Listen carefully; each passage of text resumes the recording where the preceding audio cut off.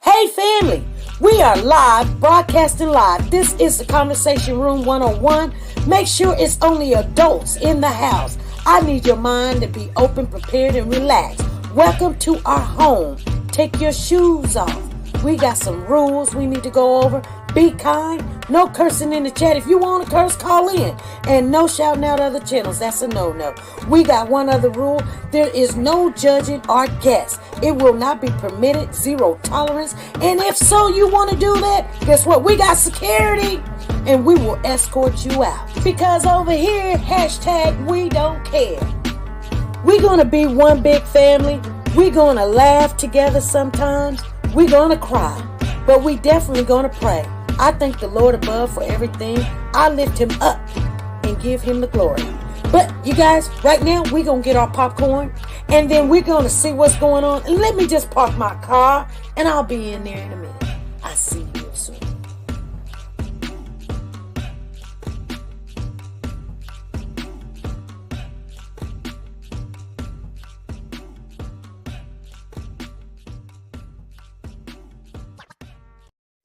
The Copyright Disclaimer Act. The Copyright Disclaimer Act under Section 107 of the Copyright Act 1976, allowance is made for fair use for purposes such as criticism, comments, news, reporting, teaching, scholarships, and research. Fair use is used permitted by copyright statutes that might otherwise be infringing. Nonprofit, educational, or personal use tips the balance in favor of fair use.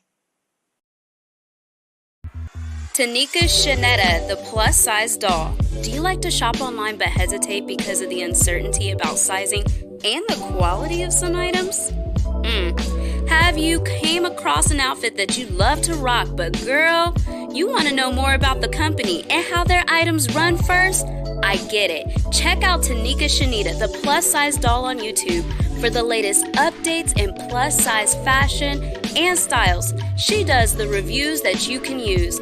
Timing is of the essence, but she will reach out to any company if she's not already signed with them.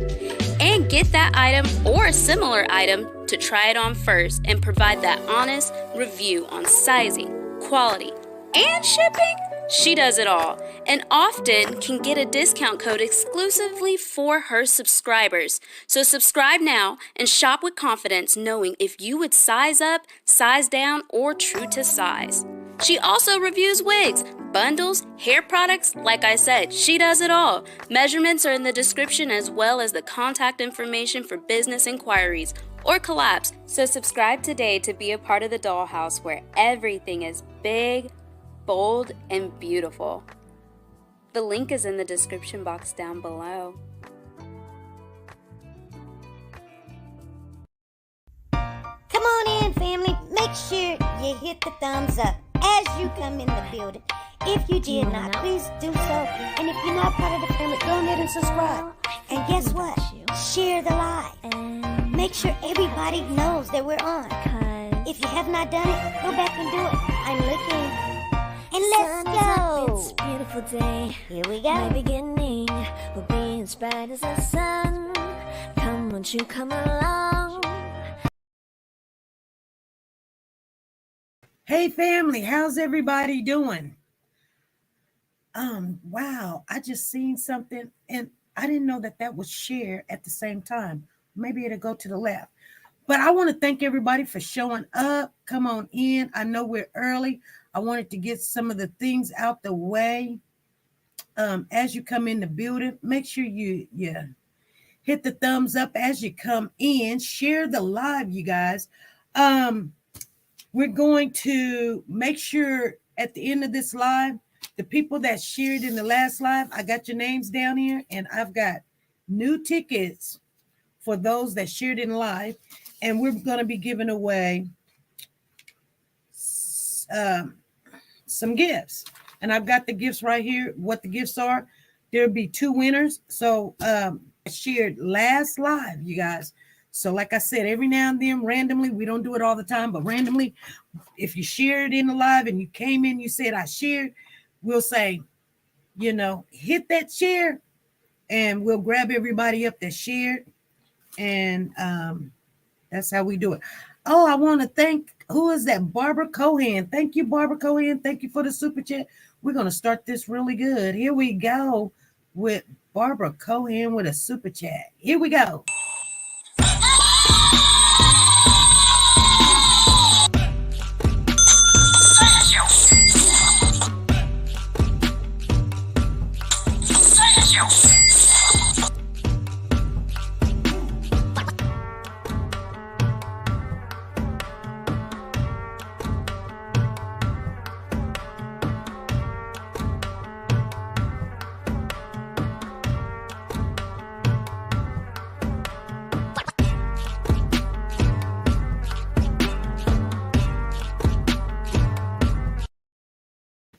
Okay, so I got the tickets right here, and at the end of this live, you guys, we're going to make the drawing. You do have to be present to win, because we're going to do a little game, and the 2 people that win, you both will win, but one will get the first pick of the prizes.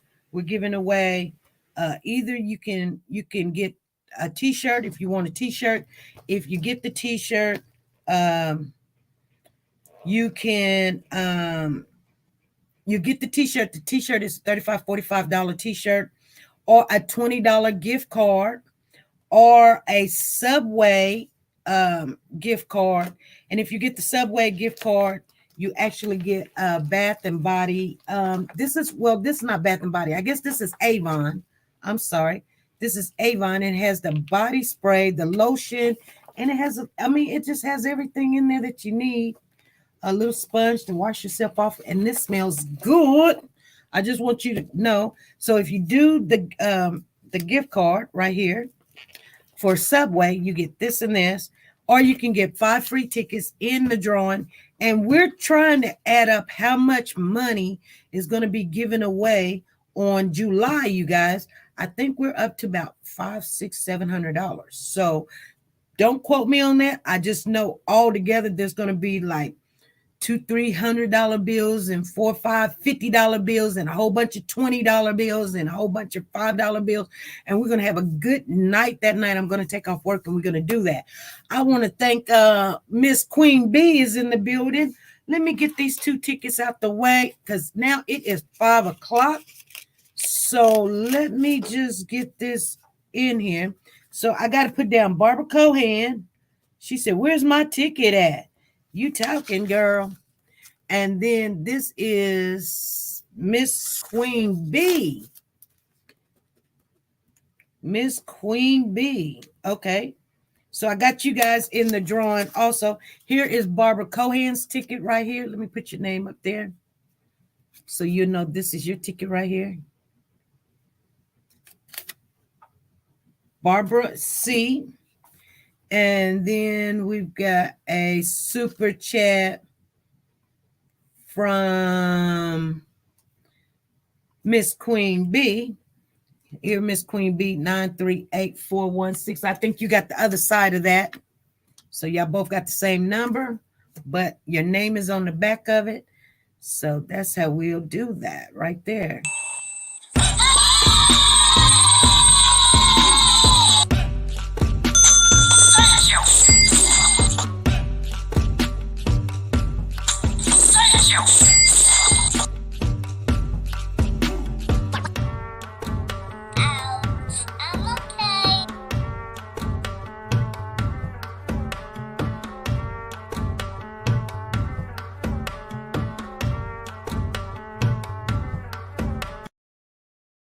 All right. I thought I clicked on something else, but it just clicked it off.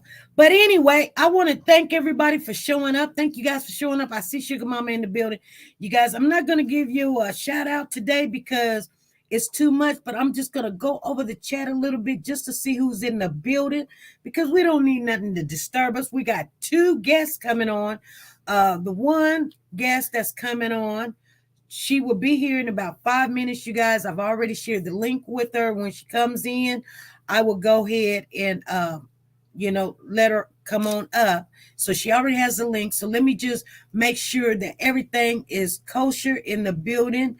We say, woke the God, Sugar Mama, Loving God, Tina Powers, Cheyenne Blue, Crystal Powers, D Diva in the building, and Carisha in the building. Mary. Oh, wow.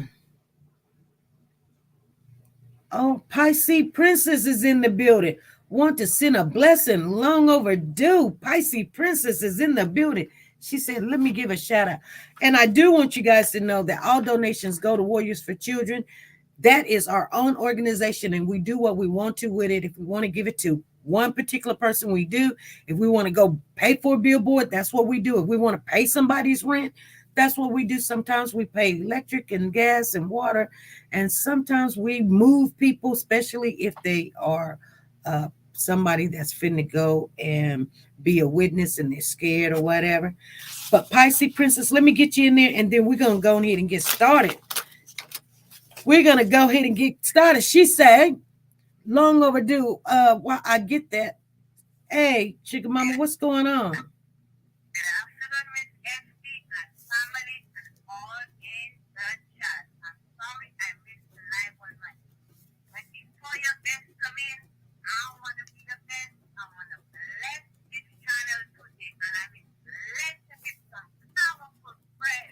Okay, go ahead. Heavenly Father, dear Lord, thank you, Heavenly Father, for guiding us and protecting us, Lord, through the darkness of the night. Thank you, Heavenly Father, for rising us up this week. Nothing we bring in our hands, dear Lord, no breath or strength from our own. Lord, we lift this channel empty, nugget, and her more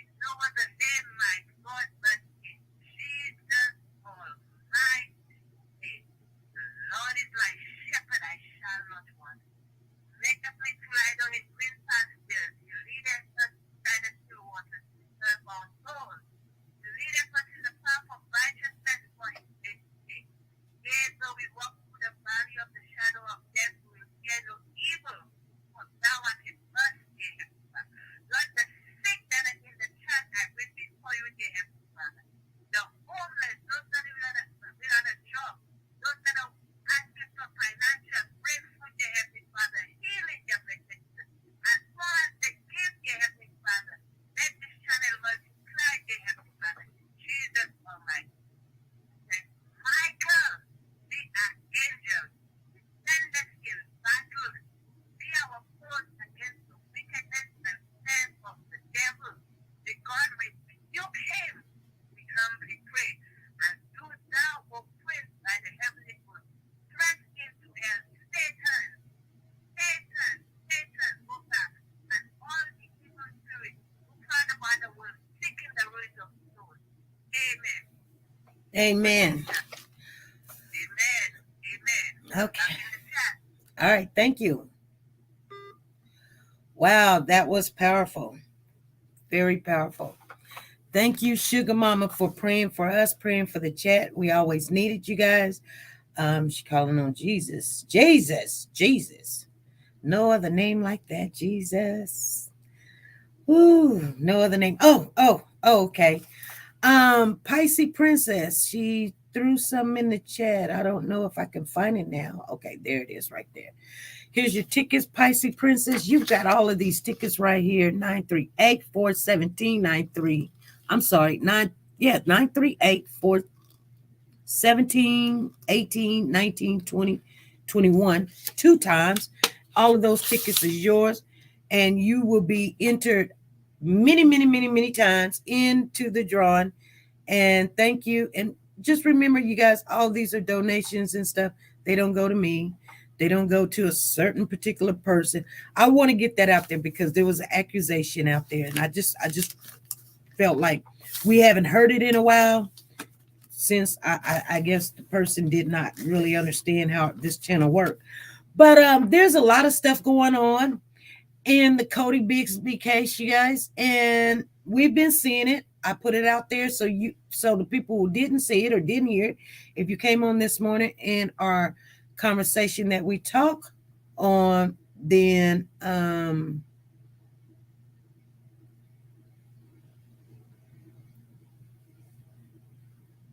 okay, they're trying to get on, so let me clip it again for them and email it. Hold on.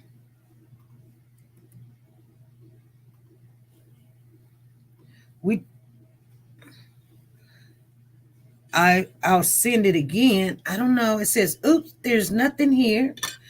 They probably try to get on a little bit before, so let me send it again to them.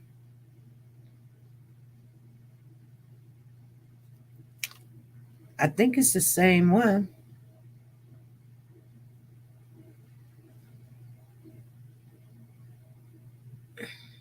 Oh, hold on.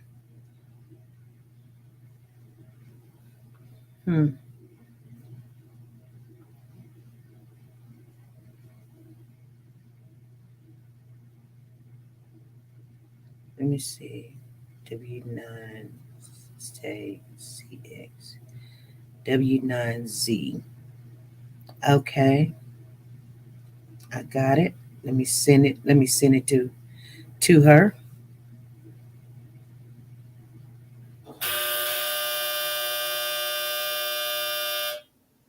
There it is right there.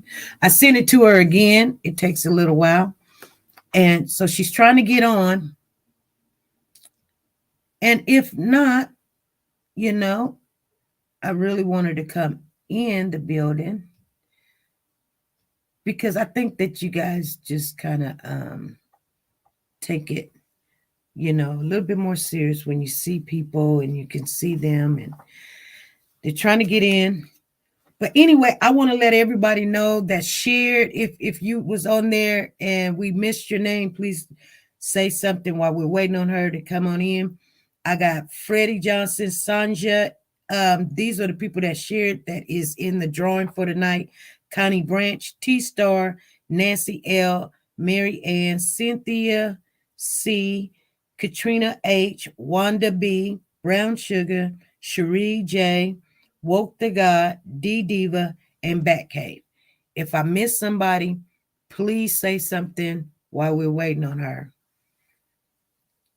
because I don't want, because I had to hurry up because we didn't have.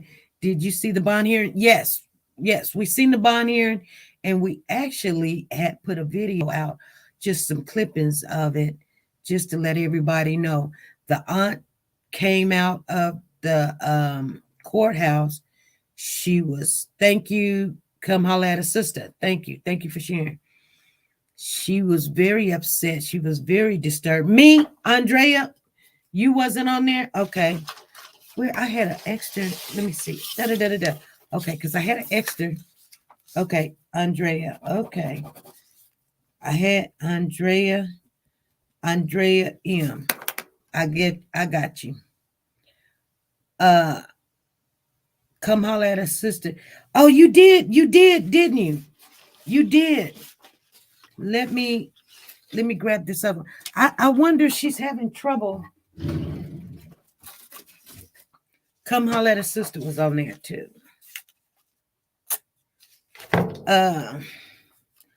I thought I said your name. Let me look. No.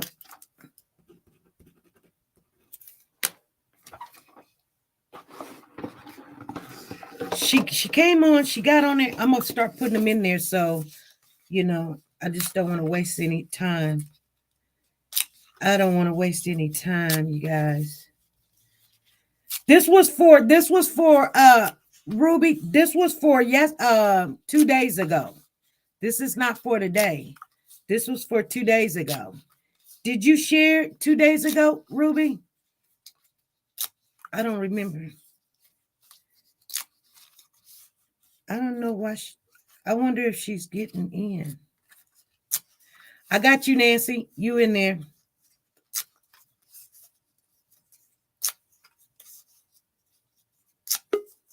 Okay, she's coming up. I don't mean no harm, but is this about a drawn recognition or Cody laundry strength, unique views and likes, but just want to know the real reason for the live? Can we talk about Cody? Okay. Fun family. I'm just you can watch, but I just don't even want to be distracted today. And I will unblock you later, but here we go. Hey. Good evening to you. Good evening. I want everybody to know that this is one of our guests for today, and we'll have the other guest after her, but we're not going to rush nobody because the other guest is welcome to come at any given time. And so we want to acknowledge that this is Kay. Hi, everyone. Hi.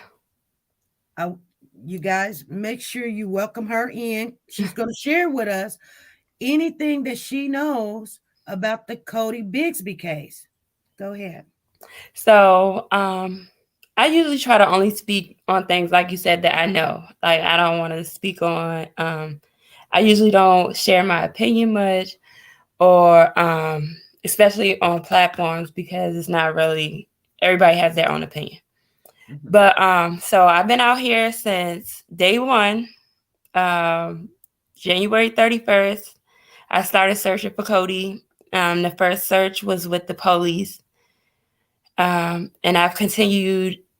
I did one more search with the group on February 4th. But after that, it's just been me and my friend Amber out searching. I wanted to mainly talk about a few things that I see a lot of people say or comment on that aren't in this area.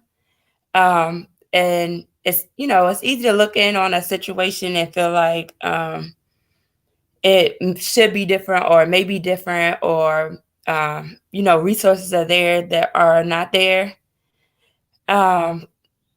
So we, like I said, we search probably 3 days a week. We were searching more, but we've cut down to 3 days because it gets expensive us doing it. But really, I can't even say I cut down to 3 days because I'm really probably still out there every day. Are you searching by yourself? Well, I have a friend, Amber. Me and her search together. And, but other than that, I invite anybody who wants to come. I'll meet you. We can go to different locations. I go to a lot of places where I feel drawn to. I go more off of, I guess I follow my intuition more than anything. Yeah, Crystal, I do. I follow my intuition more than anything. And I spent a lot of time in his neighborhood. And then I've just recently started drifting away because at first, for a long time, I felt like if something happened to this boy, I wasn't sure if he walked out the house, but that wasn't for me to decide. So I'm playing all avenues. I'm not sticking to one thing. You know, we've been out searching everywhere. We searched his whole neighborhood. We searched the whole street. But let me tell y'all, from day one search, there has been little, even though everybody says, hey, Amber, that's who I searched with, Amber right there. So she can. Okay. So since day one search, when we first started off with the police, when they sent us out there, it was one officer to every 5 people. When we went out there, we were looking for a child that had just walked out the house, even though they say that they never felt like that's what happened. Is that what they told you guys? Yeah, and I sent you a video, so you knew everything I speak on. I'm gonna send you something so you see that I back up everything I say. They told us in the briefing we were looking for a child who had just been missing, who had walked out the house, that he had on, even though they put in the missing flyer he had on flip-flops. They told us that it was the Spider-Man water shoes that was in the picture, and that we were looking for him in all black. They hadn't yet said he had a jacket on. And so they gave us that picture of Cody with them little braids and them water shoes on with that white t-shirt. And that's who we felt like we were looking for. Okay. So when we walked into the woods and we looked for somebody who had just went outside. Nothing was moved. It wasn't a big search. You know, we looked for, it was a rescue. It was a rescue. You know, it wasn't a recovery. So we went out, and it kind of baffled me from the beginning for them to say, oh, we knew immediately what had happened to him. Why did you send us out searching looking for a 2-year-old with water shoes on instead of a 4-year-old with who knows what shoes on? So that was one of the things that I had to come across with. So I'm telling y'all, even February 3rd was our day 4. And we went a block away from Cody's neighborhood, and we were knocking on doors, giving out flyers.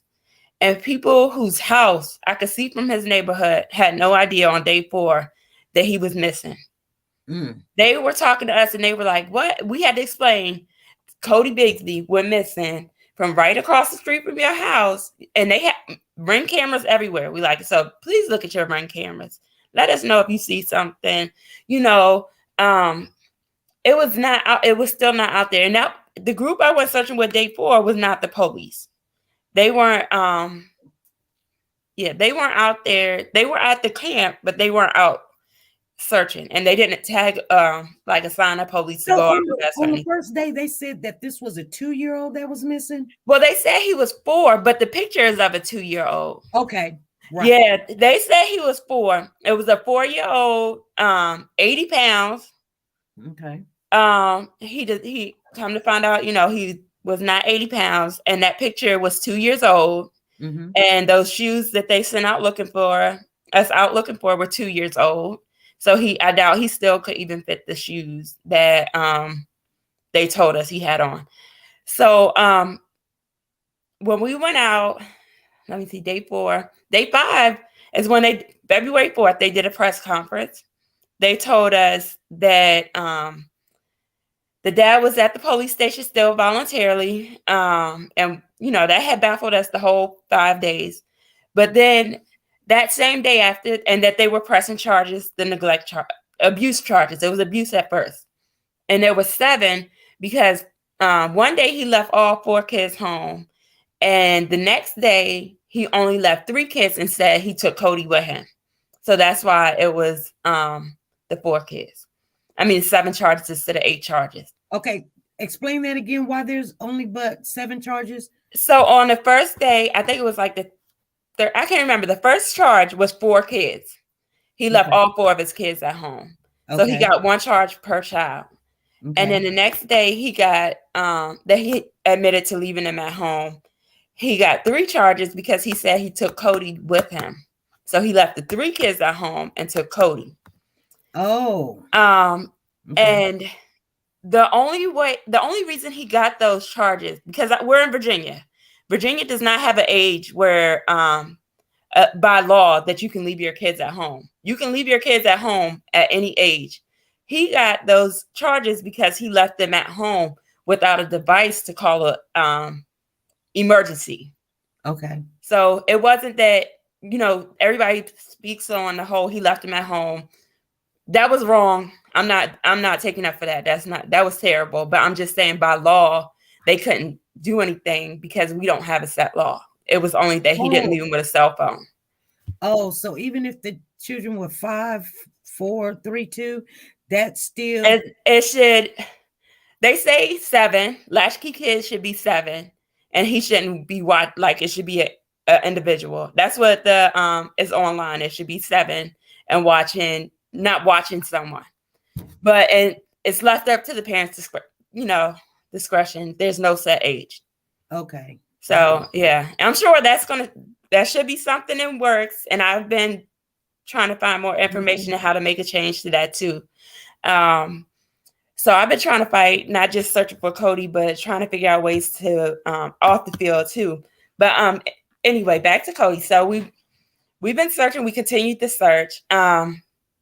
February 12th, we were out in his neighborhood. That was the day that the jacket was found in the neighborhood. On February 12th. Now, hold on. The jacket was found in the neighborhood by who? I never take credit for finding the jacket. I never take credit for anything because I really don't speak out. So I found a jacket in the neighborhood. I had went back out there because when we went out there, the water was high. It was still a little bit of snow, and we searched different. So by this time, by February 12th, when I went back out there, I had still been searching every day, but the criteria had evolved. It was no longer, Cody went missing on the 31st. Now they're asking us all the way back to December to Christmas. So now we're like, he's been gone like a month and a half. So I'm certain, now you go back out because things have changed. The timeline's changed. So you're like, we weren't looking for a little boy that was just going to be sitting here in the woods. Now we're looking for someone who has possibly been out here for a month or so.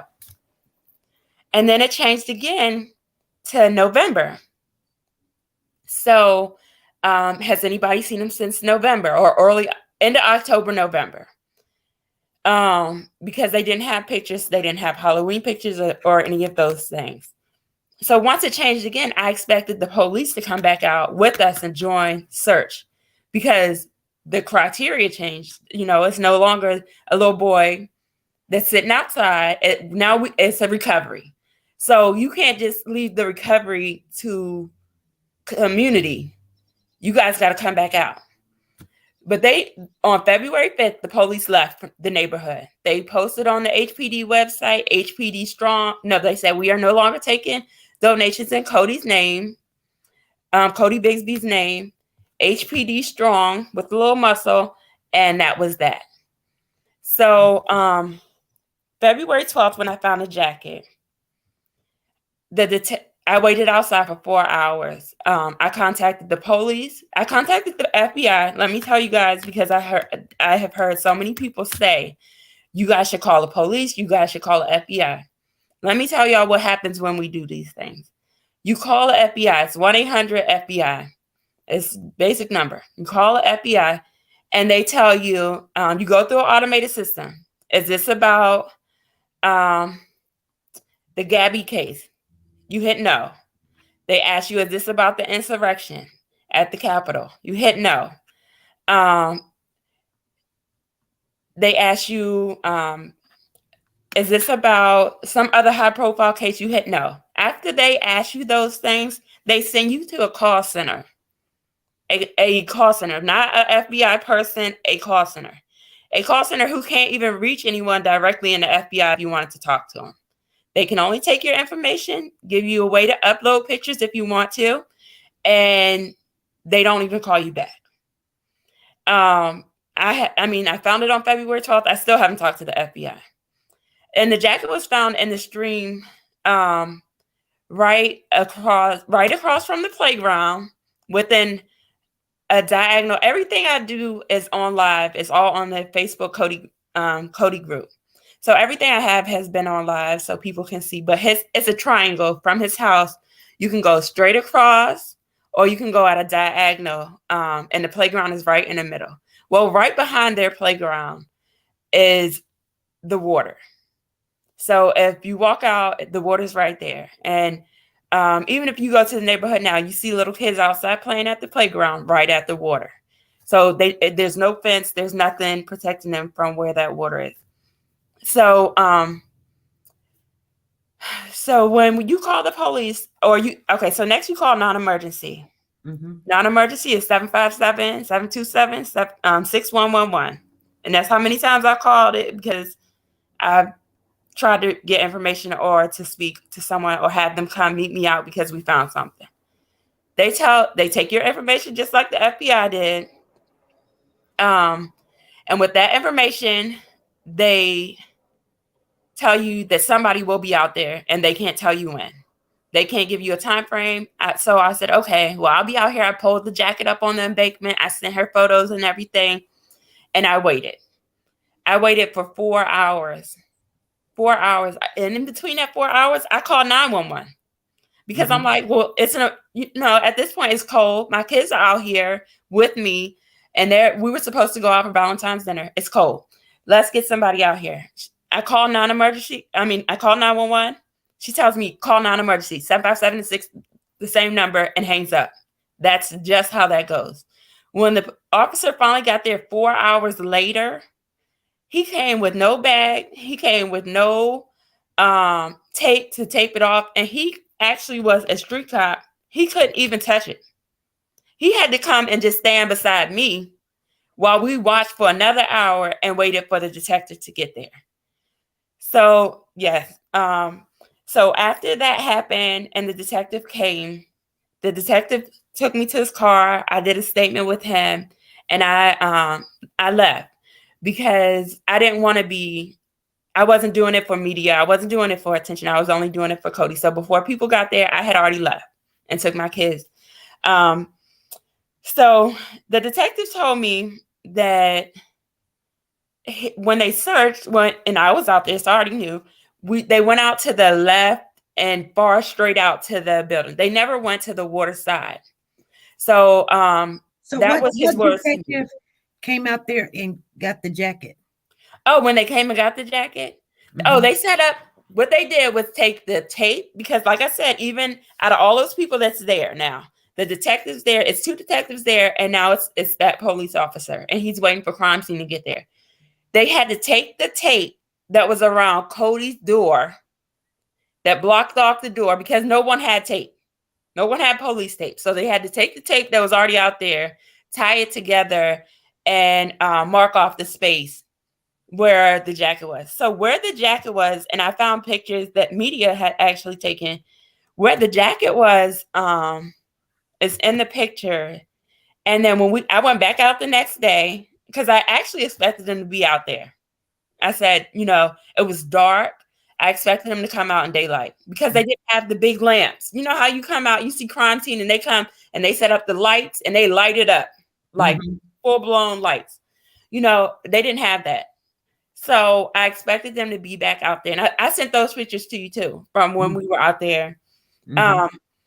So I went out the next day and there was a stick with a glove on it. It was a marker. I knew right away they had marked something, and this was further up from the jacket. So there was four police officers out there. So I stopped them and talked to them. Made sure I was on live in case there was any type of discrepancy or anything they said. That was my way of protecting myself. So on there, they let us know that they had just came out willingly, that they weren't assigned out there, that they had just came out there willingly. They have not confirmed or denied the jacket. They really don't speak on it. They won't tell me, even though I'm supposed to be able to know before everybody else knows. They won't speak on it. I asked again yesterday. I had the lead detective meet me out yesterday because I found a trash bag that had a big rope tied to two sides, a 30-gallon bag that had a rope tied to two sides that was held under the water somewhere we were searching yesterday. But the bag was empty. But there was something, I just had them come just in case something was in the bag at some point. But they won't confirm it. They won't deny it. They say it's still in processing, but they found things after the jacket that they have already denied wasn't his. So I don't want to say it's his because I've never said that. I'm just going to, take it however you want to take it. That's how, because that's right now, that's what they leaving us up to do, is just taking it however we want to, because they're not denying it and they won't confirm it. So, and even yesterday, because yesterday was court, I told you I was at court. You were there. I went to court. Okay. I went to court and I walked right on in there, and the family was in there. It was 5 people on a little bench, and BLM 757 was in between the family on a bench with them. And I'll tell y'all, I broke down in tears. I left that courthouse messed up because I, in my personal opinion, have felt that Cody was no longer here. So when I search, I don't just search for a live person. I search for bones. I don't believe the timeline. I think it went back.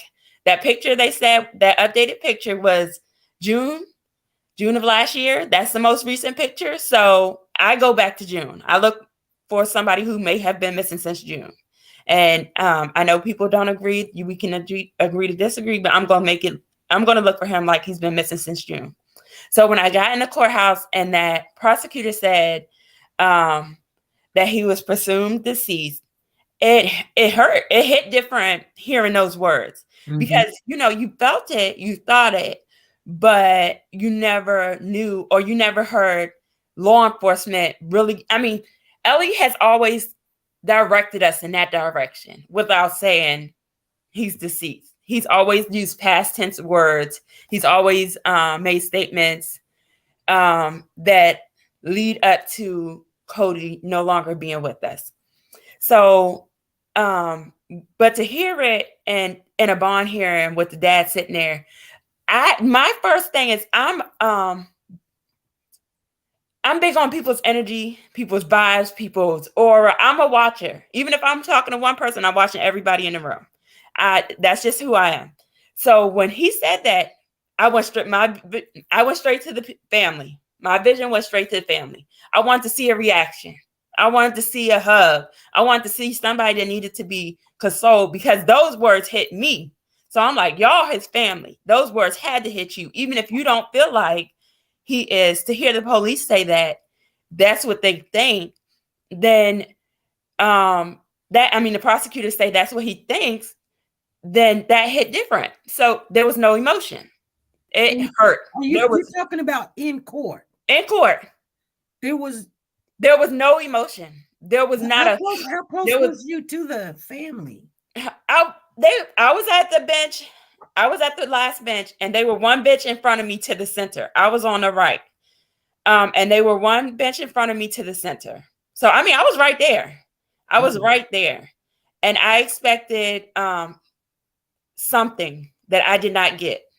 I looked over to see some type of emotion, some type of from anybody, because it was the sister, a cousin, the ex-wife, and then a lady who came out of the court wrote this thing and said that she was Corey's aunt who raised him, who I believe is actually the ex-wife's mom, and I'll send you her picture too, because like I said, I searched not just off the screen but on the screen. So she did not raise him. She was not his aunt, and if she is his aunt and raised him, I don't know how he married her daughter. So I don't know why she said that I'm not getting into that. That's not here or nor there. I did not know that. So she's not really the aunt. No, that's the ex-wife's mom. That's the ex-wife mom that said Yes, that it was the ex-wife. That was the ex-wife mom with the red hair. Girl. Yes. Stop. Yes, not the older kids. That's the older kid's grandma. It's I ain't gonna put her name. I ain't gonna put none of that out there. But yeah, it's not. It's not their. It was not an aunt, and I do. Yeah. So I didn't get emotion from anybody in that family, anybody on that row, until the judge said no bond. At no bond, it went. Everybody gasped. Everybody reaching out for each other. Everybody hugging each other. Everybody was ready. Like, now y'all want comfort. Now you want console. When you want to console each other now at no bond, but not at he's presumed dead. I had to get out there. I had to go because it was over anyway, and I just walked out because I said, I couldn't believe that they had just. I had just seen that.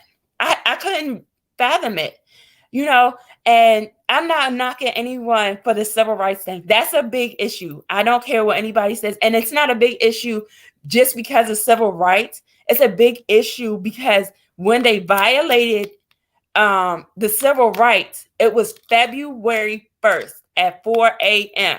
It was not later in the case. It was February 1st. And the reason I make sure everybody understands that when the police when Ellie said it was February 1st, anything that came after February 1st with this lead detective up until February 14th, with this lead detective still on the case, is no longer any good.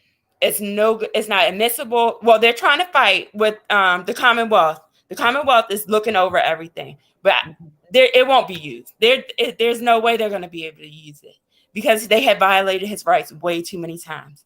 So when Ellie, and I went around that loop to get back to finding that jacket. On February 12th, when the jacket was found, they sent out the detective. They sent out the same detective that they learned on February 10th had crushed the integrity of the case.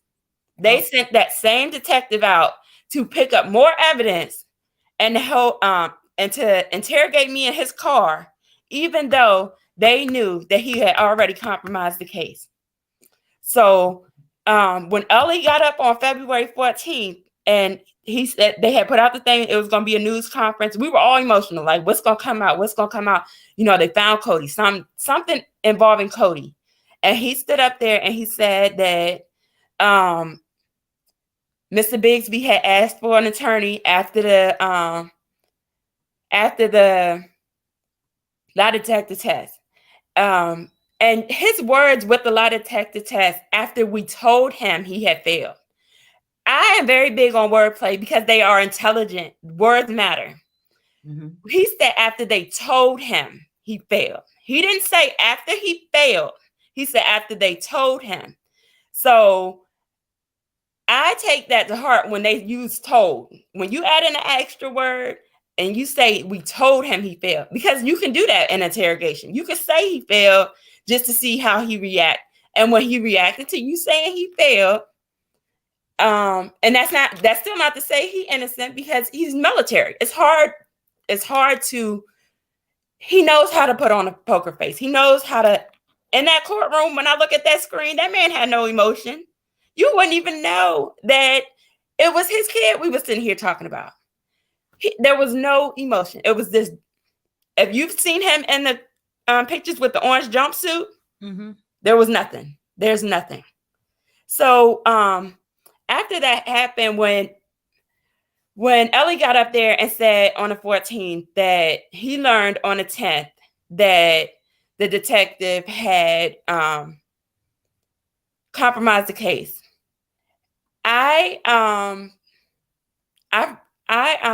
was upset because the prosecutor, he only confirmed that the neglect, he confirmed in court neglect was still there.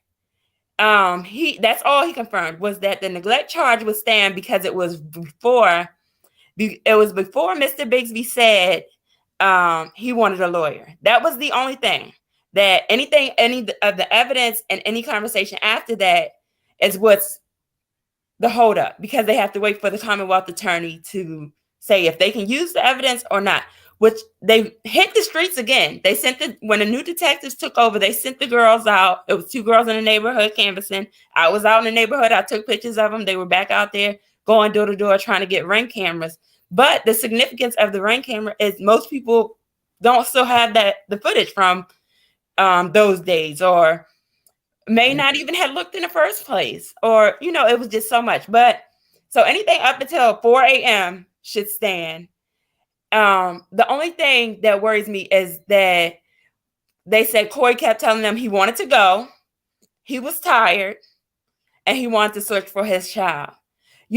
After you compromise the integrity of those things, now you can say, oh, you guys are badgering him, and that's why he admitted. Or you guys were pressuring, he just wanted to give you something. He felt like if he gave you something, he could leave. Because you see it all the time. You see it on interrogations all the time. Oh, they say he told you that because he felt under pressure. He thought if he said he left him at home alone, you were going to let him leave.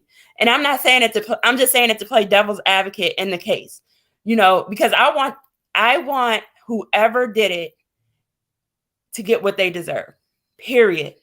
Whoever that is, I want them to get what they deserve. And that takes the police going about everything the right way. I want everything done the right way. Right. So when they sent him out on February 12th, knowing that he had already compromised, they found out, they had reviewed the footage up until February 10th. Well, how do you know that the chief of police already knew? Well, he said in the press conference that he knew on February 10th, because that's when he had to give the footage. He knew before February 10th when he had to give the footage to Corey's lawyer. So he had to turn over all interrogation stuff to Corey's lawyer because they requested it. So he came out prior to the lawyer reviewing it. And in his statement, go back to his statement on the 14th, he said, I didn't have to tell you. He's right, he didn't. He didn't have to tell us. Did he tell us because it was the right thing to do? Or did he tell us because it was going to come out with the lawyer anyway? He said that lawyer would have took a while for this to come out. And that's his words. He said that on February 14th in that conference, that it would have took a while for the lawyer to get this out to you. Mm-hmm. So I'm telling you guys, I'm standing up here. I'm taking responsibility. Well, it was hard for me to hear him say on February 10th, you knew that you guys were putting that guy on leave. He was going on unpaid leave. But on February 12th, you still sent him out there to pick up evidence. So when the town hall... that jacket, right? That jacket. He picked up that jacket. So what you're saying, I don't know if everybody's is understanding what you're saying. What you're saying is the jacket that you found that is on this case, the lead detective that violated Corey's rights picked it up. Is the one that picked up the jacket. Yes, 2 days after they said 2 days after they admitted knowing that he had violated those rights. That's who they said to meet me. So when the town hall came, I was out doing Instacart. I heard it on Facebook. I went there in my pajama pants to that church because I had, I want to know why was he sent out here? Why, if this is the most high profile case and transparency is everything, why did you send out this person who had already violated the integrity of the case? And to me, he said, I felt like he was going to do his job. I felt like he was going to do his job. That was his response to me. So then I said, well, he said that they didn't go to the water, that was never searched, that you guys did grid search, but it was not to the water. So then, but now he's a liar. When I say that, he said, well, I don't want to call him a liar, but I don't know. So when I left the podium, I said, so the person you sent there had enough integrity for you to send him there 2 days afterwards. You trusted him to come get the jacket. but you didn't trust him to tell me what he's saying, that they didn't, go in that direction to search for Cody. Now it's, he maybe, I'm not sure. Now it's a little waiver in there. So I left it at that because the town hall had already got heated because of the whole BLM thing. He can't, they had already just put him out when I got there. So I left it at that. But y'all, even now, there are community searchers out here. I talked to one girl who had put up flyers, and because they put flyers on the main roads and at a certain distance from lights, the police tore them down and said that they were distractions. So there's things that we try to do. And like I said, I'm out here 4 days. Me and Amber, we're out here. We're boots in the water. We're in the water. We're on the ground. We're doing it all. Water team is out there. They're out here like 2 days because now they're in busy season, and they're switching over to water team. BLM, not to take up for him, Jafari has been out there since day one. I'm not going to take away from that. That changed at the rights violation. And I don't care. I mean, my opinion, that changed at the rights violation. But I expect that in ways because that's his passion.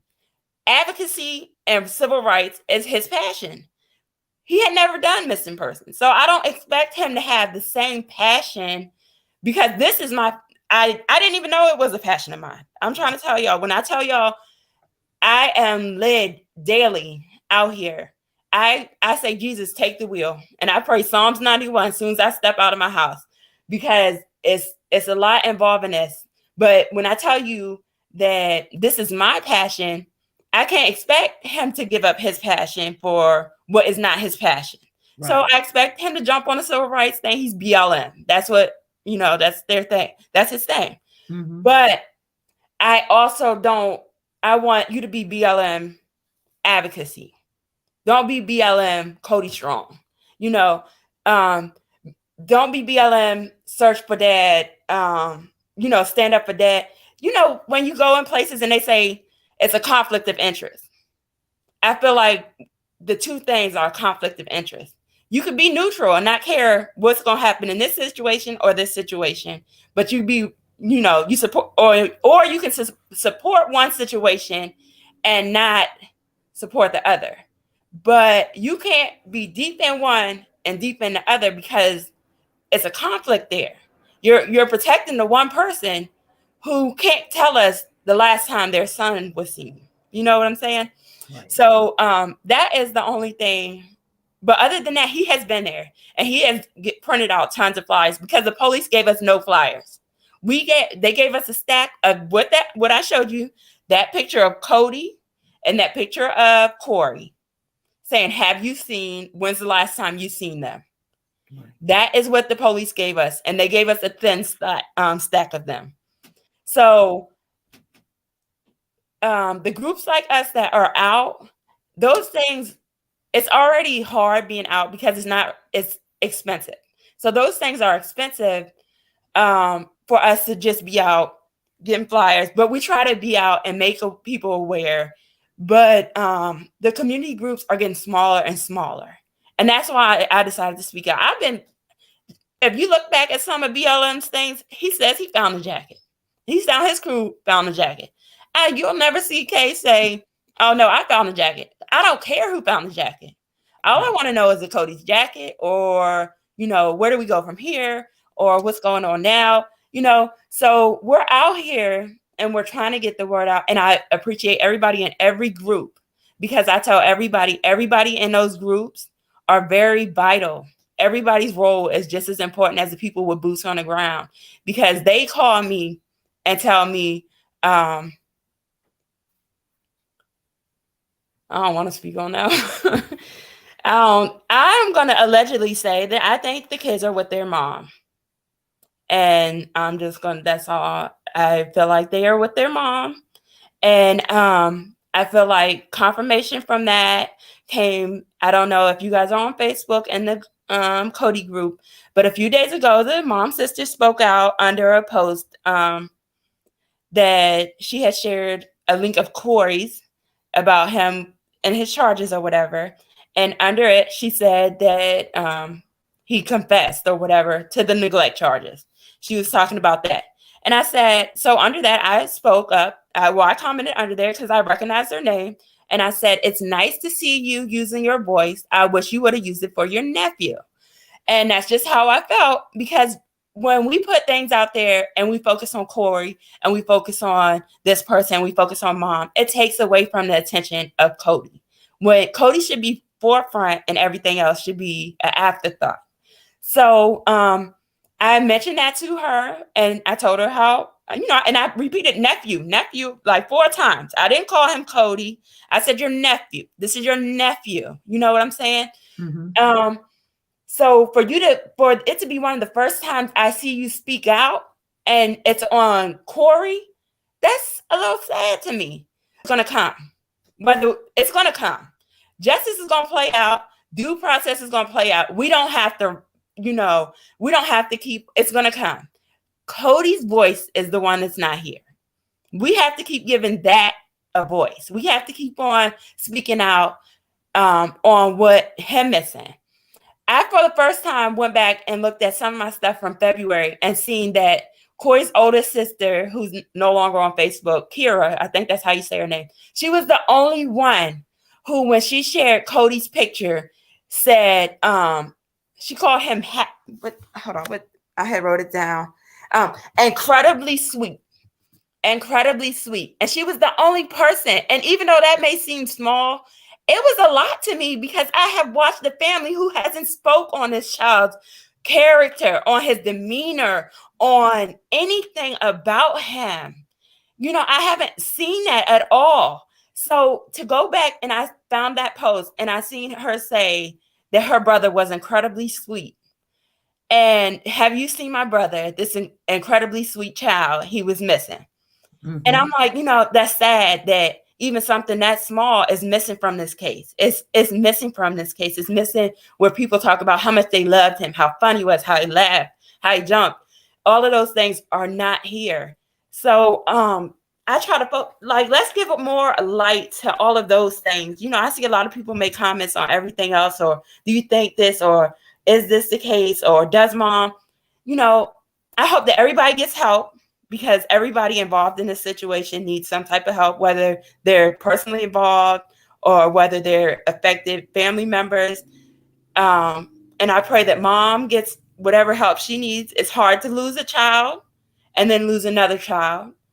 And I felt like when the sister made her comments, additional comments she made was, yeah, Cody, we have Cody to think about, but we have 3 other kids. And it was almost a brush under again, like, okay, yeah, I know there's 3 other kids. And that's why I figured they're with mom, because the sister said, yeah, we're dealing with Cody, but we have 3 other kids we have to focus on. So that's why, like I said, I feel like they with their mom. And when she said that, it's still like, okay, yeah, these 3 other kids are there, but they're there. Right. This kid, even if the police tell me my kid's not here, if they say your son's deceased, I don't even know as a mom, show me. And I'm still going to speak out. Bring my son home until I know for sure I'm there. I don't care. My lawyer's not going to tell me don't speak out. The judge isn't going to tell me don't speak out. My family's not going to tell me don't post your son's picture. Don't say my son's missing. Don't share with the world that your son is not here. There is no way anyone's going to keep me from doing that. And I feel like we as parents, we are parents. We are advocates. We are our child's first voice. Be that voice, and that's why I become a voice. Like some people call me his godmom because I'm out there. I am his voice. I will be his voice until we bring him home. Like when I found the bag yesterday, the detective said, if we find him, it was a pondish area off the big body of water. He said, if we find him, I believe this will be the type of spot he will be in. That was all hard. Y'all, I cried on live for pretty much the whole day because it was an emotional roller coaster yesterday. Because you see missing people and you see missing people's families. You see the family coming together. You see families crying out. Shh. You see families being a voice for their family. And then you have this case and you see none of that. You see none of that. So we have to be that. And I try in everything I do to be the voice, to say, you know, this child's out here. And when he comes home, in whatever manner he comes home, we're going to celebrate him coming home. We're going to celebrate. I haven't seen anything about mom. I haven't seen anybody speak out. I seen the family did a thing with Rhoda, some of them spoke as they walked out the courthouse. But I haven't seen none of the mom family members speak out about the bond hearing. I really haven't seen anything. It's easy to say. I understand what you're saying. It's easy to say what we would or wouldn't do as a parent. But at the same time, like I said, as a parent, you find an inner strength. When your child is out there, it's not about, you break down, you have your moments. But I don't care if you boo-hooing and you sobbing so bad that all I hear is, by my son, you bring that. Because that gets more people out here looking for your child. That is what people connect with. It needs to be, you don't have a requirement. You're not required to do those things, you know, and I'm not pushing to say that this should be done this way, this should be done that way. And I know, like I said, I know she's already buried one child. That's hard. You have to heal. It's hard. How do you even heal from burying one? So now you're back here with a tragedy of a second child. So that's hard. I don't fault her decisions are her decisions, but I also feel like there still has to be a voice for Cody. You can't still let your son go to the wayside and not have a voice. And I've had moms, friends, close friends who verified that they were close friends who don't want to be put out there, say that they can't believe nothing's been said or that it's so hush. So, you know, for people who know her character and to know her personally, and I'm sure more people on here know her personally, you still have to see that that's your child. It's your child at the end of the day. Be that advocate. Be that advocate for your children, and not just when they missing, when they going through things. This dad, if he walked out with these kids 2 years ago, he is military. He was military. He was, even though he was out the military, he was getting military checks. There is no way you couldn't call Deers. You couldn't call some type of military place to find him. Even you could have called FEMA. FEMA could have, there was ways if he stole your kids to find him. Because I know if somebody took mine, I would find them. DV or not. I'm sorry, and I never try to pass judgment. I'm not judging her anyway because she's going through so much. So I'm not going to speak down on her anyway. But there's just ways, you know, that you can go about different things. So you know, I don't really have anything much else to say because, like I said, I don't want to get into my opinions and how I feel. I just want everybody to know, like, let's be that voice. And I don't know. I think she was in DC, or Missouri, because I know her son's buried in Missouri. So I don't know DC or Missouri, I guess. Not Hampton Roads, I know that, but that's all right though, because we out here. Me and my girls, we out here, and we're gonna make changes because the people there's 2 organizations in Hampton Roads that's out here, and that is BLM. And they throw it up every time I turn around. It's BLM and Water Team. They are the only 2 organizations out here. That's it. Both of those organizations have their own thing, their own passion that they are in it for. And it's not, they took on missing, but that wasn't their passion. So we're going to come out differently. We're in the process of starting up our own, and we just turned on a 501c3 3C papers, C3 papers, and we're going to get that done because it has to be a voice out here, and not just for missing, for bringing together and community engagement. Because as a community, a lot of people fail Cody. A lot of people fail Cody. The neighbor who's getting on TV telling about how the kid's been at home for days and jumping up and down, and he see them jumping at the window. He failed them. Right. You as a neighbor failed him. You failed them because it's your right when you see people neglecting their kids, or you see kids not being treated well, or you seeing people leaving kids alone and they sound neglected. You need to get out there and speak up for those kids. Be that child's voice. Don't come on media after that child is missing and do a whole interview and newscast saying, oh, I knew they were over there by their stuff. That's not, you're just as guilty. I hold you responsible too.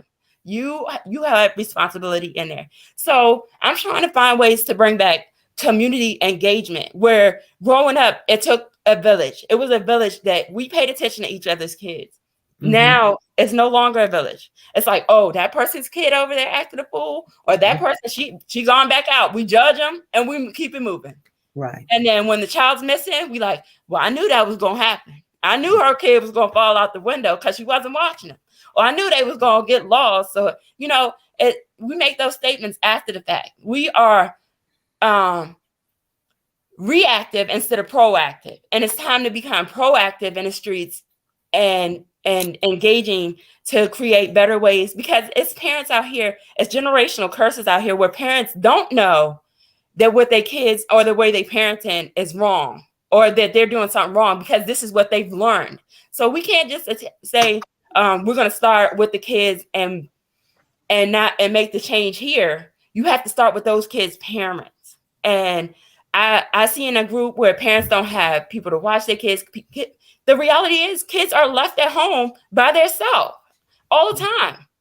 And that's sad. And yes, more in low income areas. And, it's young kids that's 8 years old watching their siblings because mom got to work. That is the reality. And we have to, as a community, mend the gap, because that can't be what we settle for anymore, because Cody fell through the cracks. There's no dental records. There's no medical records. There's no school records. His brother's 5. He hadn't been to school. And that nobody knew that this child was missing, because nobody knew this child existed. It was just that simple. And that's why nobody to this day can say he went missing this day, because all we can do is depend on the person that's sitting in jail to tell us the last time he was seen. And that's all it is. So y'all continue to pray. I'm going to continue to pray. And if you're out here and you want to join a search, I'm out here every day. I get up some mornings and say, I'm not going to search, and God has other things in store for me. I will be driving and pull over somewhere that looks suspect and just get up and search. If you live on a waterway, search your waterway. If you have water in your yard, the water constantly moves. Stuff is constantly brushed up. Check it over and over. You don't even have to be a part of a search party. Just get out and do something, because it makes a difference. Right. And I appreciate you the most for giving me a voice. Even, I don't do this, but giving not just me a voice, but everybody a voice, because we need this, and we needed it done the right way. We didn't need somebody overshadowing what the mission is.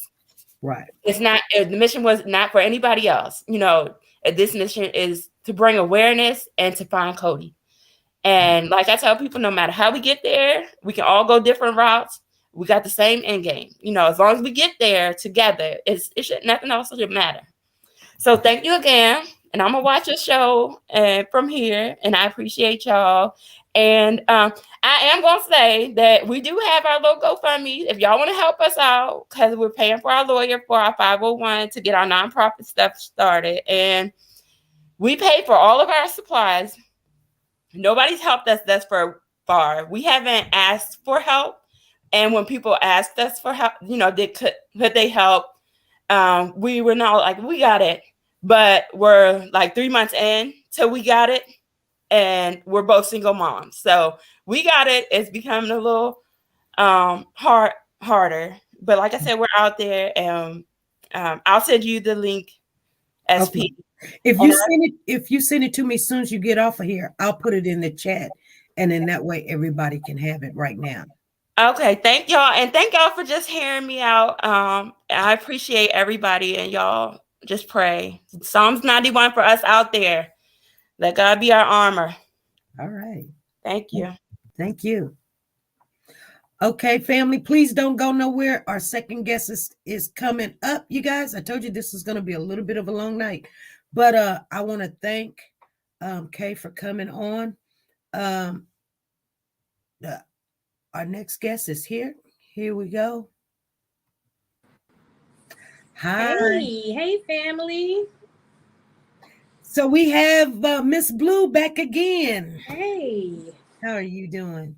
I am doing well. I wanted to ask Kay a question before she popped off, but she hopped off. But I want to thank her so much. Her and her friend that's been going out and searching for Cody almost daily. She does post lives and things like that, and she's really been great in keeping all of us informed about the whole process. So thank you, Kay, if you're still listening. Thank you from one of Cody's other big aunties out here that's, behind the scenes. I can't be boots on the ground, but I'm doing a lot behind the scenes, as well as a few others. There are a lot of people individually and collectively that are advocating behind the scenes that can't be boots on the ground, but they are collecting information, they're reporting information and things like that. So to everyone that's doing that, thank you. And a big thank you to Kay again. I tried to get Tam to come on, but she's at a doctor's appointment, but she did give me permission to speak because she was also in court representing for the Cody family. And so I printed out her notes that she said that happened. And so there was, just so everyone's aware, it's a bond hearing, right?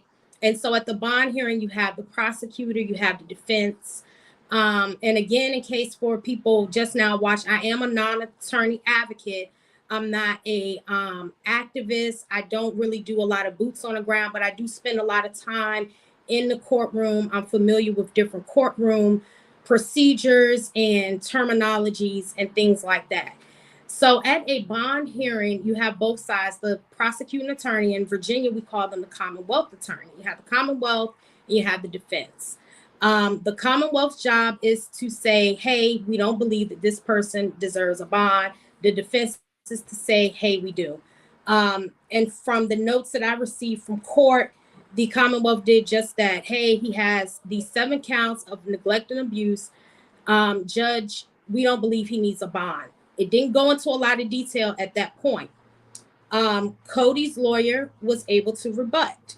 And Cody's lawyer is the one that opened the door with regards to the polygraph testing and the timeline that which Corey was being held. So first he brought up that Corey did fail the polygraph test, and the prosecutor or the Commonwealth attorney did confirm that the polygraph test was failed. So when we play on words, or sometimes when we overthink about certain words, he was told that. I mean, it just depends on where someone is from and how they can interpret things. He was told he failed, and he did actually fail. So I wanted to make sure that everybody was clear about that. The prosecuting attorney has said that Cody went missing at 2:30. But she did notate that it wasn't a whole lot about Cody. It was more about Corey being denied his bond. He was denied the bond because he went AWOL while he was in Germany. He went AWOL for 4 days. No, I'm sorry. He went AWOL for over 3 weeks. No one, including Corey's family, did not know where he was. He was stationed in Germany, but when they located him, he was in New Jersey, not even in the same country. His daughter emailed her dad and advised him that police was looking for him when he returned to base. That's where he had, I guess, basically been arrested by the superior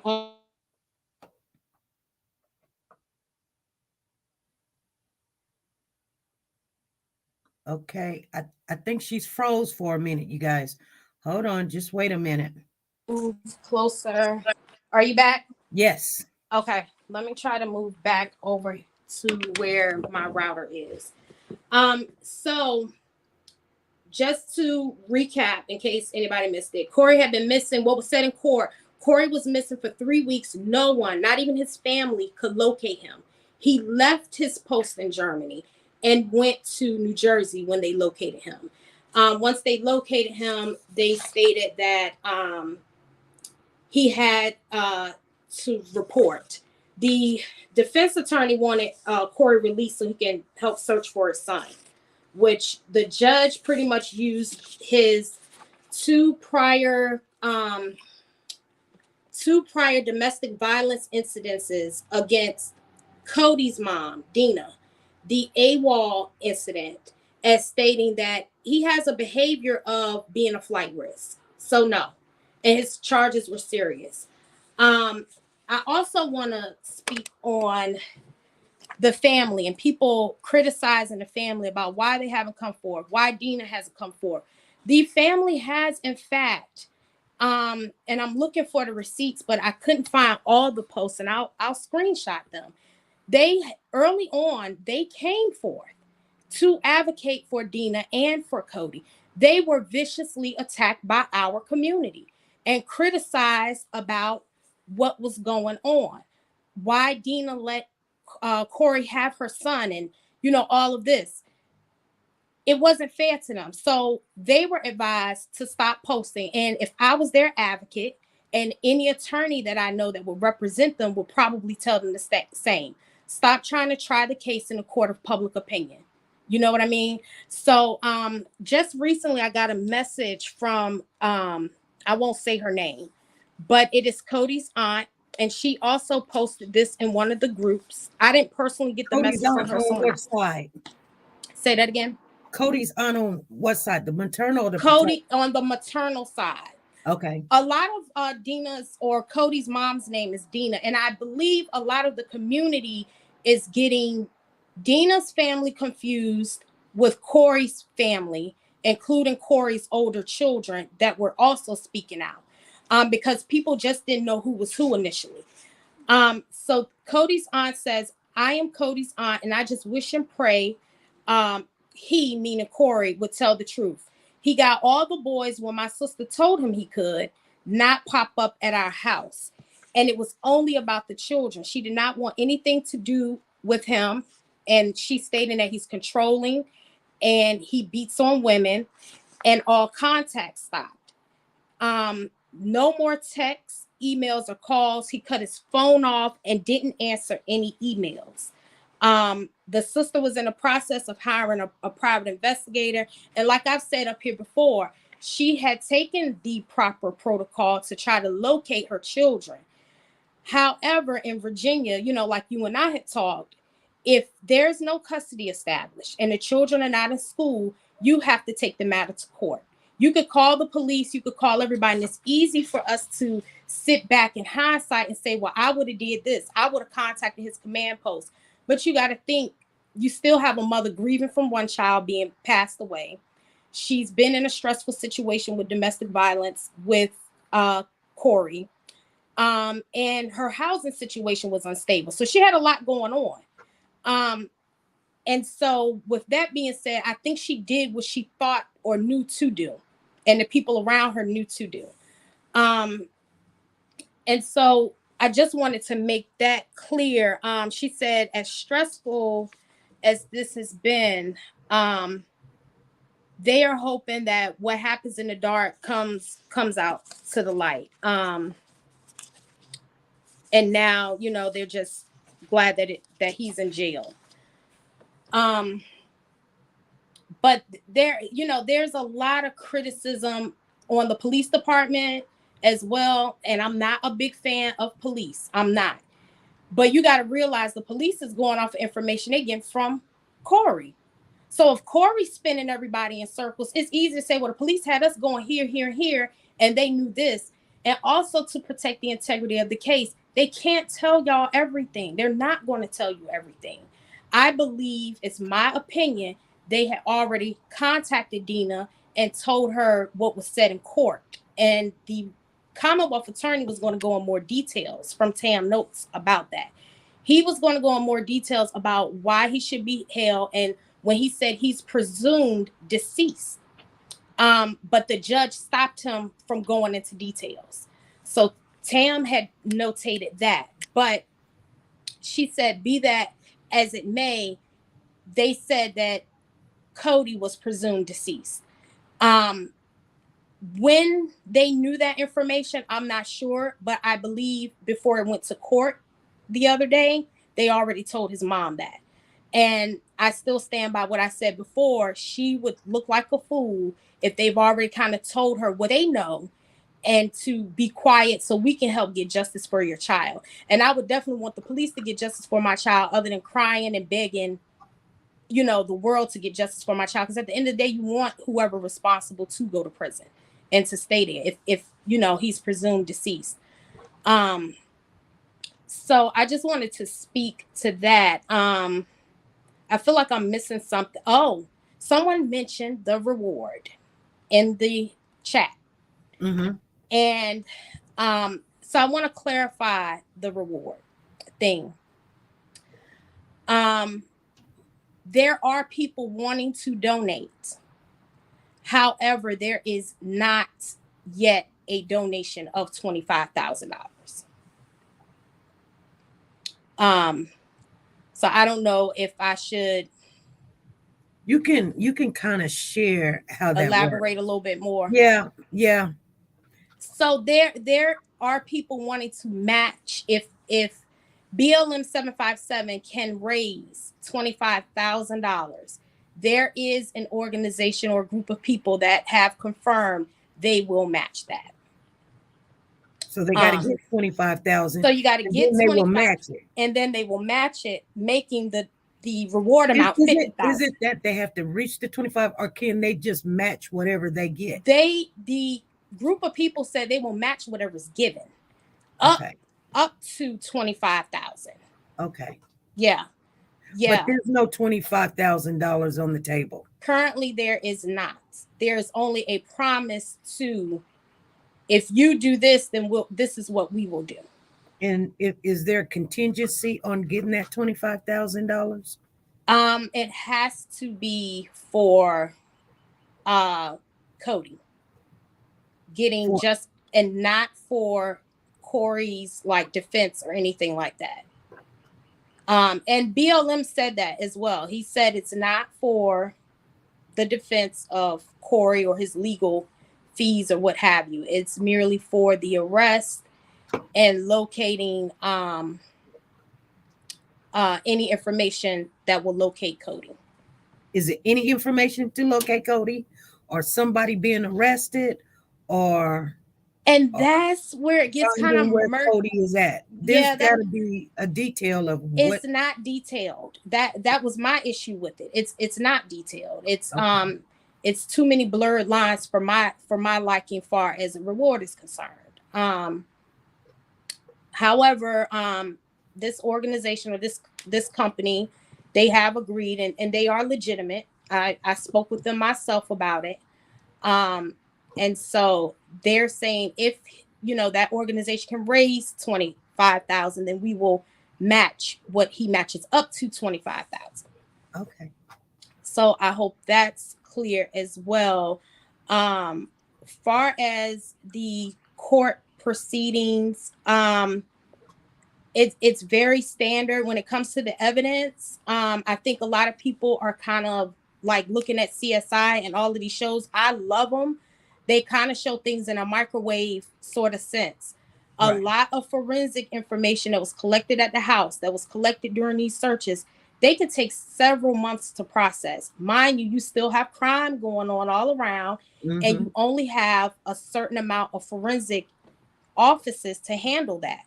So I think the main one for Virginia is in Richmond. They have one in Norfolk. But you're talking about the 757 is 7 cities, and you have one office handling 7 cities between Norfolk and Richmond, really 2. But then Richmond is the capital, the metro. that has many counties that all the forensic stuff go to.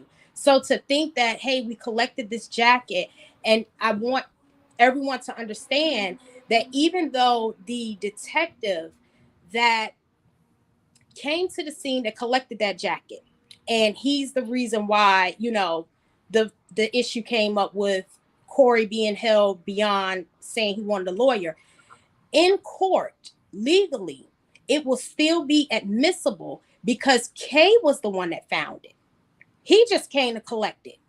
You know what I mean? So Right. they didn't jeopardize the integrity of the evidence being collected. Now, had he went out there and said, and he was the only one out there, then we would have an issue. But she was out there, and I think everybody's overly criticizing the police behind. But if you look at the root of it, it's things that they're being told by Corey. It's not really the police. Could they have done a better job with handling certain things? Sure. We all could, but you have a stressed out, overworked police department and a baby missing. That's what it all boils down to. Right. And, him being held at the police station, the forensic evidence, yes, there will be certain things that won't be admissible because his civil rights were violated. And that's still up to the judge to determine. The judge can say, yeah, you asked for a lawyer, but your rights weren't violated because there's no evidence that we extracted out of that to violate. Let's say he admitted to it. After he asked for a lawyer, I asked for a lawyer for 60 some hours. I asked for a lawyer. And then he says, yep, I killed him and I don't know where I put him. That would be inadmissible. Right. But him asking for a lawyer and there was no evidence extracted, the integrity of the case is still intact. The police chief had to review hours and hours and hours of investigation tape. So he came out and said it when it happened. It wasn't like, I'm going to hold this information. I'm not going to tell y'all, and I'm going to have y'all running around the city looking for this baby. He told us, and he told us right away. And I have been in a position with wrongful convictions where police officers know that these things happen, and it literally takes 20 years of legal tape to get through, to say, okay, 20 years later, we find that you guys did know. Or here's a tape that pops up 20 years later. Our legal system is just that tricky. So I'm not a lawyer. I'm a non-attorney advocate. I'm just speaking to the things that I have experienced in the courtroom, experience I have being in the courtroom and working with attorneys and things like that. Everything is really going really well. And I don't want people, I know with us as a people, the police have done us dirty and just really, but looking from a legal standpoint, they have gone above and beyond for this baby. And they really do deserve the support of the community. They're not expected to be perfect. And this is coming from a person, if you knew me, you would know I do not like police. And I've been watching this very, very carefully. I really have. And I give Chief Talbot the utmost respect with how he handled it and how quickly he's handling. And they only can go based off of what they've been told. And I agree with Kay.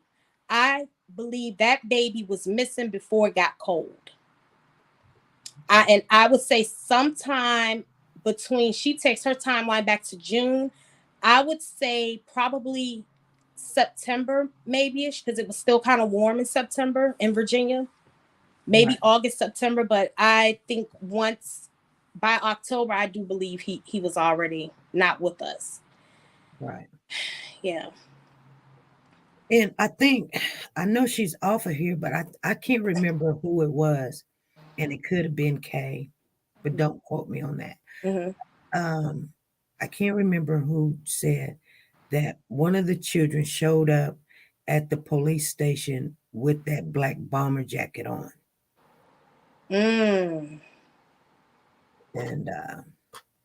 And yeah, the shoes that they're talking about was the shoes when he was 2 years old. Mm-hmm. He wouldn't be able to fit those shoes. He wouldn't.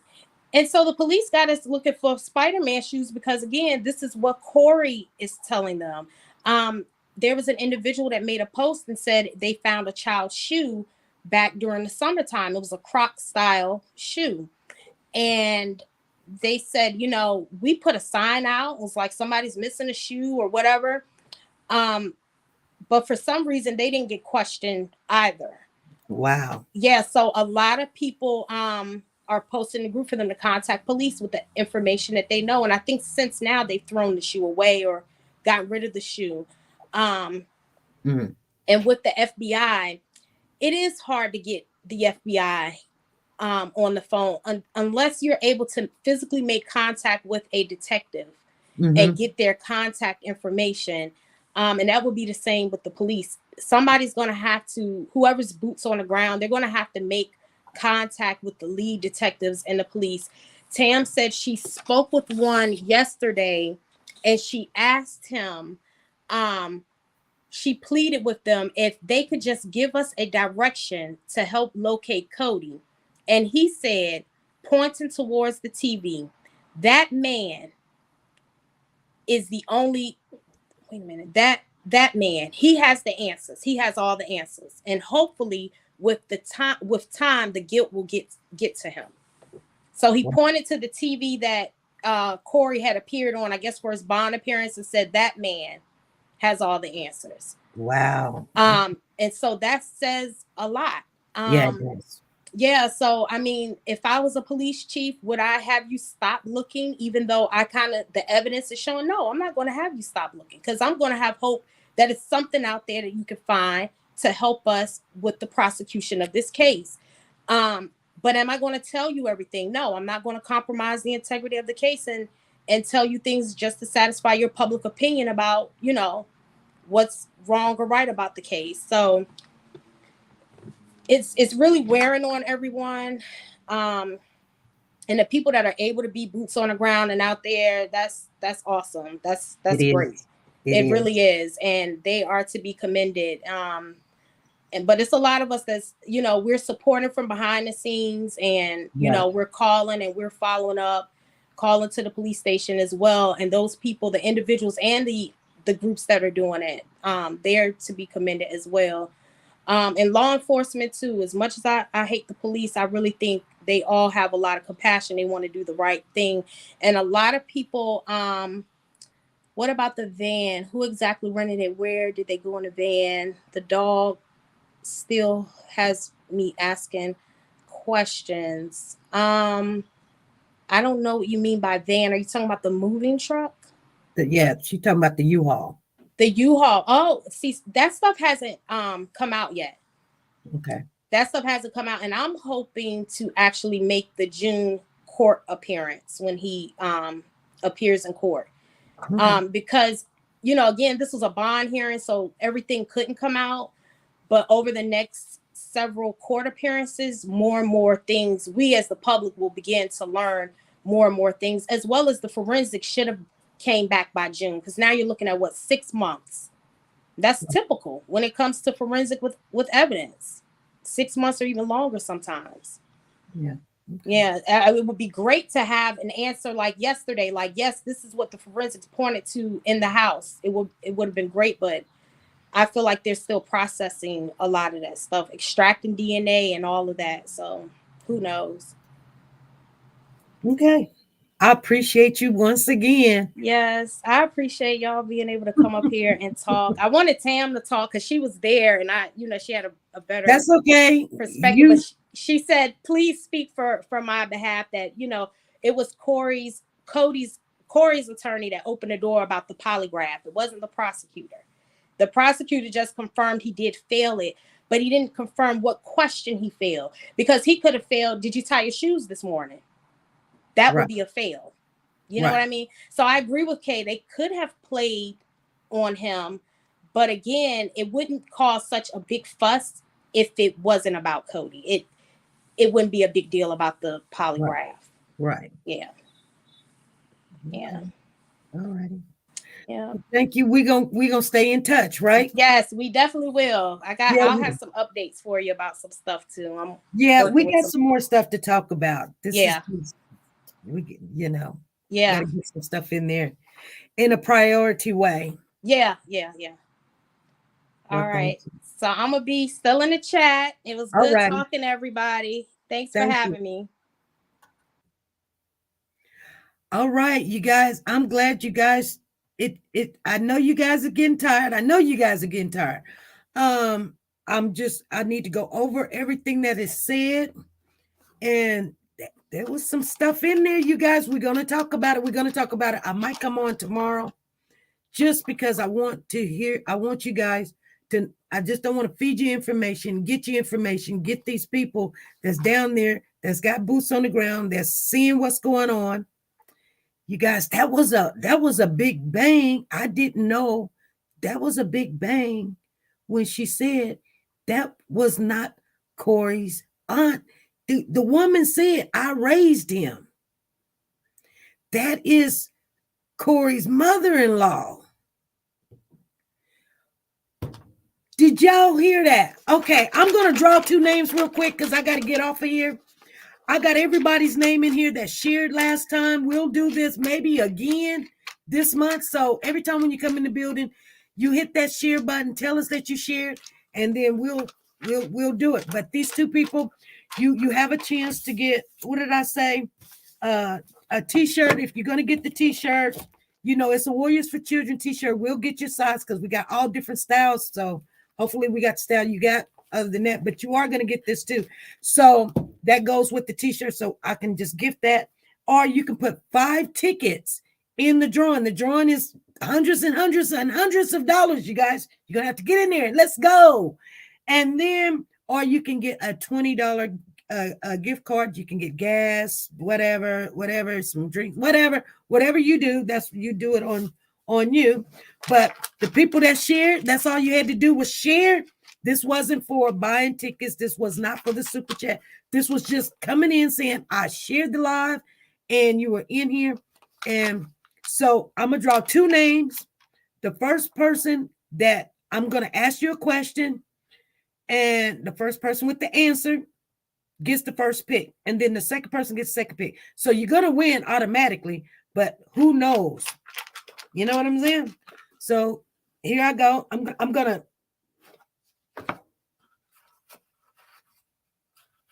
Here's the first one. 1. And here's the second one. 2.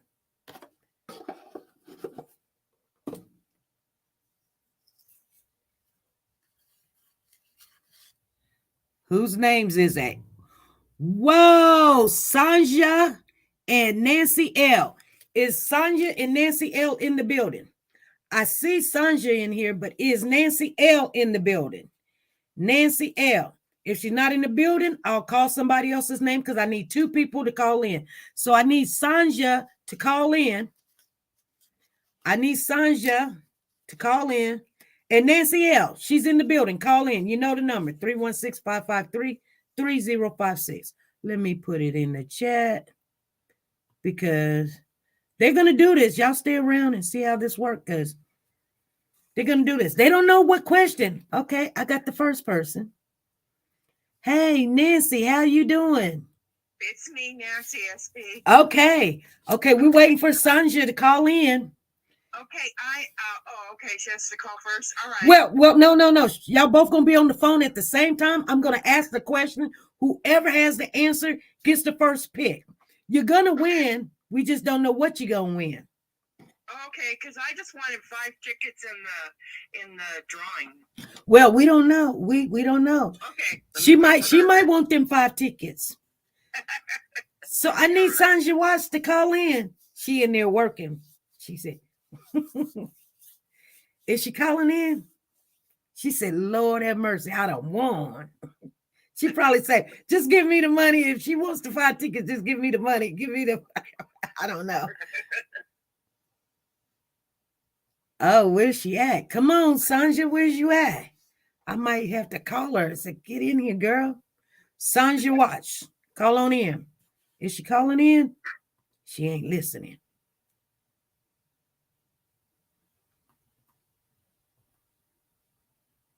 She was in the chat. There she go. There she go. Okay, I'm gonna merge both of y'all in. Okay. Okay, Sanja. Hello. Hey. Hello. Hey. Okay. Sanja Watts and Nancy is on the line. Okay, you got to turn down your thing because it's loud. I got it down. Okay, Nancy, you there? Yes, I'm here. Okay, so let me tell you again. You can win a t-shirt. You get the t-shirt and then you get the Avon. This does smell good, you guys. I smelled it before. We got it. That goes with the t-shirt. Or you can get a $20 gift card. Or you can get 5 tickets in the drawing. Now, both of you guys will win, but the first one with the answer will pick what they want, and then the other person can pick what they want, okay? So I'm going to ask you a trivia question, okay? Both of you guys are ready? Okay. Yeah, ready. I don't care if you ask Lexus, Google it, or whatever. I don't care. You can ask anybody, or some. You can even read the chat and probably come up with the answer. So the first one to answer the answer gets the first pick. What is the only state in the United States that ends with the letter G?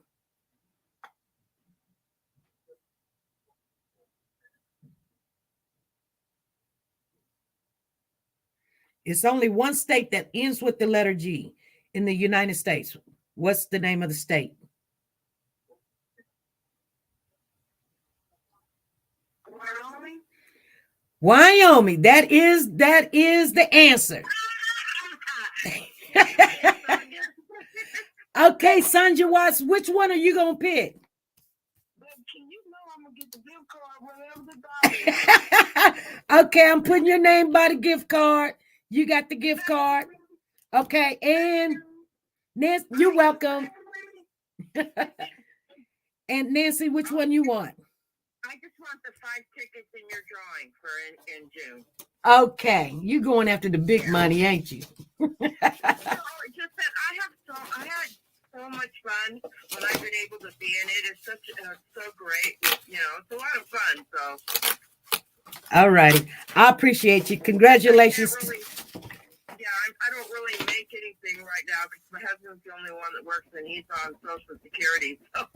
Okay, well you. Yeah, I can win a ticket. I want to win a ticket.